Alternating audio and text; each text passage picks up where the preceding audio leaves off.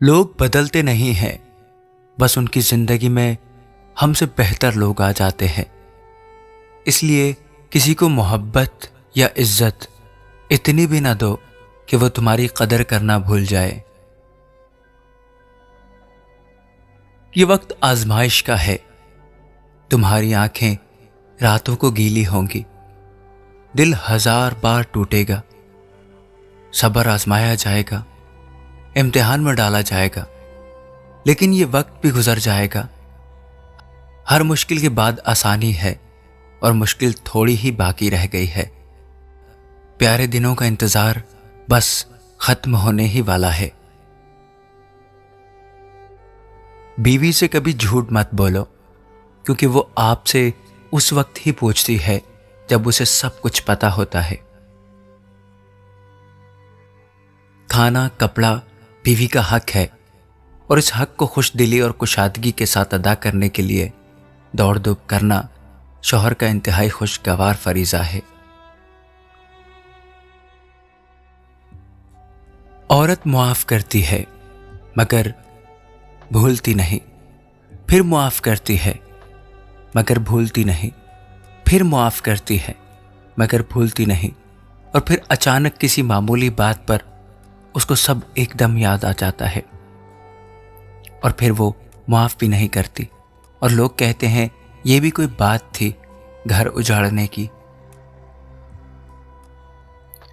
ایک عورت کے صبر اور حوصلے کا تب پتہ چلتا ہے جب وہ اپنی اولاد کی خاطر ایسے خاوند کے ساتھ زندگی گزارتی ہے جو نہ اس کی عزت کرتا ہے، نہ اس کی ضروریات کا خیال رکھتا ہے۔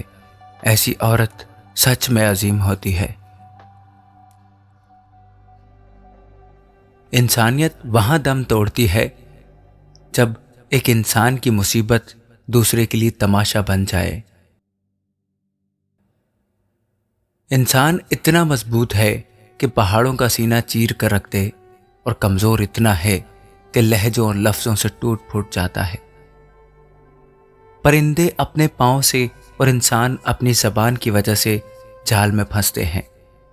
گفتگو میں نرمی اختیار کیا کرو۔ دھوکے باز عورت کی یہ 3 نشانیاں ہوتی ہیں۔ جس عورت میں یہ 3 نشانیاں نظر آئیں تو سمجھ جائیں کہ وہ کبھی وفا نہیں کر سکتی۔ نمبر 1، جھوٹ موٹ کی محبت جتائے گی۔ نمبر 2، جب ضرورت ہوگی تو ساتھ چھوڑ دے گی۔ نمبر 3، وہ تمہارے پاس صرف ٹائم پاس کرے گی۔ ضروری نہیں کہ ہر میٹھی زبان بولنے والا اپنی زبان کی طرح مخلص اور اچھا ہو۔ سچے اور ہمدرد لوگوں کے لہجے اکثر تلخ اور طبیعت اکثر غصے والی ہوتی ہے۔ ہمارا رجحان ہماری منزل طے کرتا ہے، لیکن ہمارا جنون ہمیں منزل عطا کرتا ہے۔ جو ہم واقعی حاصل کرنا چاہتے ہیں وہی پا لیتے ہیں۔ الفاظ سے بات سمجھ میں آتی ہے، لہجے سے دل میں اتر جاتی ہے۔ جادو الفاظ میں نہیں، لہجے میں ہوتا ہے۔ جب کسی کے لیے آپ کی ذات اور آپ کی بات بے معنی ہو جائے تو راستہ بدل لینا ذہنی اذیت سے بچنے کا بہترین طریقہ ہے۔